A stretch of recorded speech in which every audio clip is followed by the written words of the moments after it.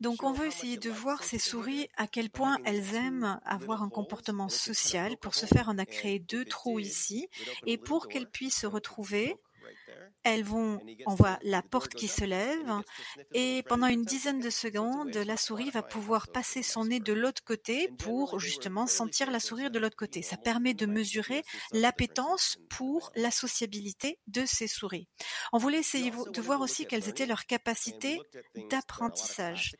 Et il existe un certain nombre de tâches grâce auxquelles on voit comment les souris se souviennent d'être allées à un endroit, d'avoir subi un choc. Et donc c'est comme ça que l'on voit.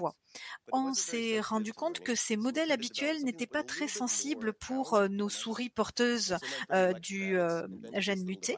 Et nous avons développé un dispositif maison, si vous voulez, dans lequel vous faites entrer une souris et on leur propose un petit jeu. Regardez, voici ici donc la souris soumise au petit jeu. Elle rentre dans la boîte.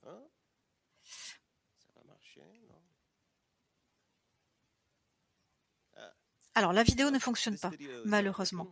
Mais ce que vous voyez, c'est que la souris met son nez dans le trou, il y a un petit morceau de nourriture qui tombe et la souris peut le manger. On peut aussi complexifier le jeu en mettant 2 trous.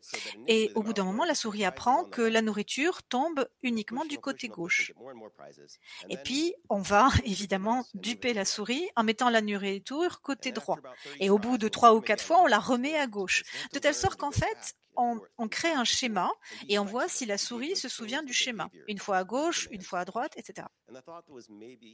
Et il semble que les souris porteuses du syndrome ont plus de difficultés que les autres à se souvenir du schéma. Voyez, c'est vraiment quelque chose que l'on a mis en évidence.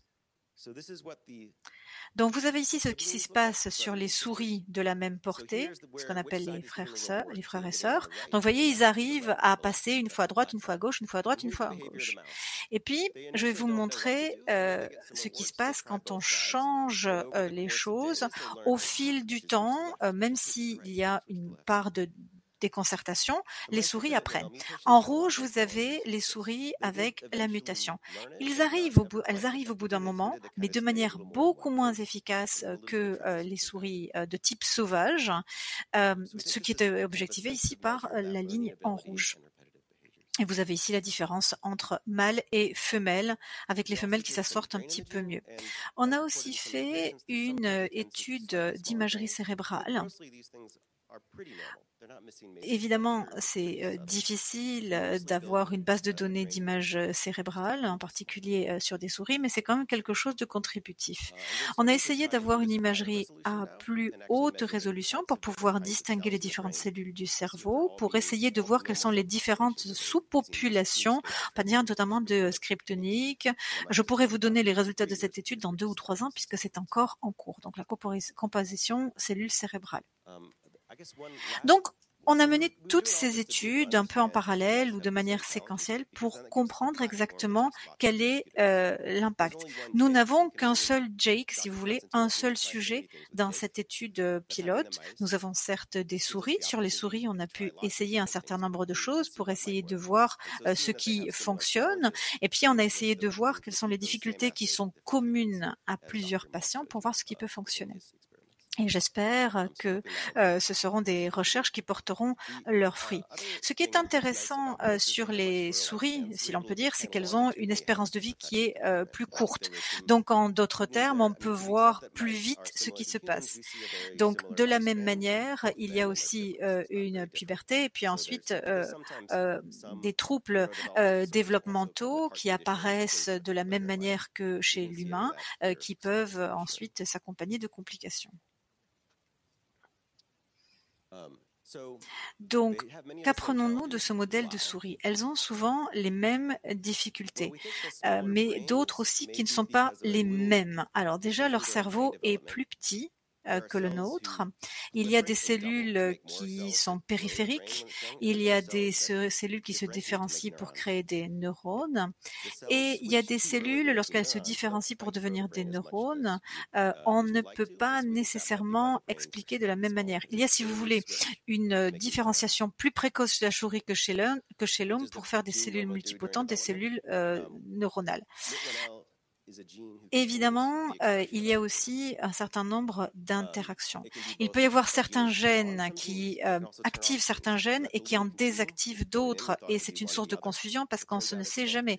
On sait que certains activent et d'autres désactivent. Donc on a encore beaucoup de travail à faire pour savoir quelles sont les cibles et pour savoir exactement qui fait quoi.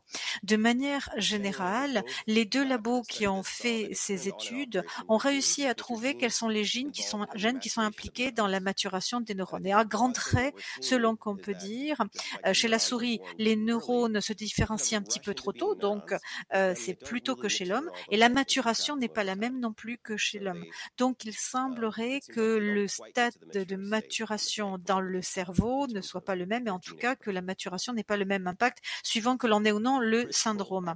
Le confrère a aussi trouvé différentes niveaux de maturation et de maturation et d'altération des fonctions sur les cellules de ces souris. Donc voilà un petit peu tout ce qu'on a réuni sur les 5 dernières années en quelque chose. On a créé une plateforme pour ensuite pouvoir élaborer vers d'autres concepts. On se réjouit de pouvoir travailler avec le docteur Moritz Moll de Heidelberg sur évidemment notre patient, mais aussi d'autres, parce qu'avec d'autres patients, on aura d'autres mutations.